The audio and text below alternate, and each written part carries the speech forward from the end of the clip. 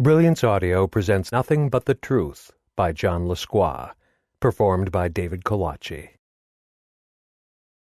At the tail end of a dog of a morning, Dismas Hardy was beginning to fear that he would also be spending the whole stiflingly dull afternoon in municipal court on the second floor of the Hall of Justice in San Francisco. He was waiting, interminably since 9 a.m., for his client to be admitted into the courtroom. This would not have been his first choice for how to celebrate his 48th birthday. Now again the clerk called out someone not his client, this time a young man who looked as though he'd been drinking since he'd turned 21 and possibly 2 or 3 years before that. Maybe he was still drunk. Certainly he looked wasted. The judge was Peter Lee, a former district attorney with whom Hardy was reasonably friendly. The prosecuting attorney was Randy Huang, who sat at his table inside the bar rail as the defendant went shuffling past. The public defender was a 10-year veteran named Donna Wong.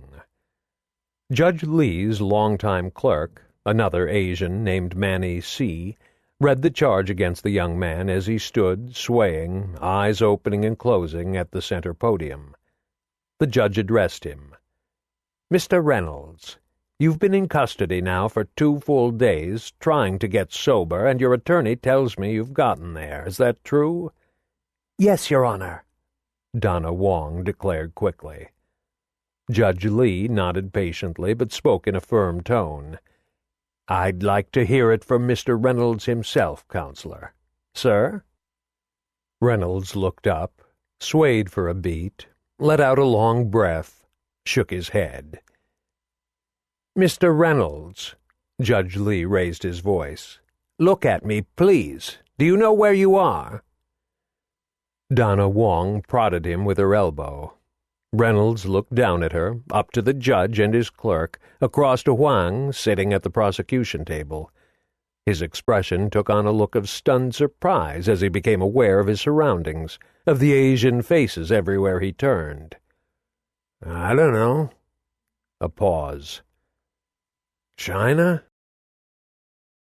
But the courtroom humor, such as it was, mingled uneasily with tragedy and the sometimes cruel impersonality of the law.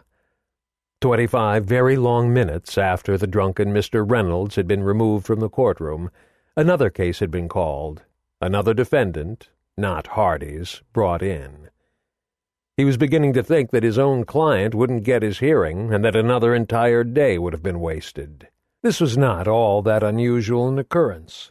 Everyone bitched about it, but no one seemed to be able to make things better. The new defendant was Joshua Bonder, and from the Penal Code section read out by the clerk, Hardy knew the charge was dealing amphetamines. But before things got started, Judge Lee wanted to make sure that the 3 material witnesses in the case were in the building and ready to testify. Hardy was half nodding off, half aware of the jockeying between Judge Lee and the attorneys, when suddenly the back door by the judge's bench opened. At the sound of rattling chains, shades of the Middle Ages, Hardy looked up as a couple of armed bailiffs escorted 3 children into the courtroom.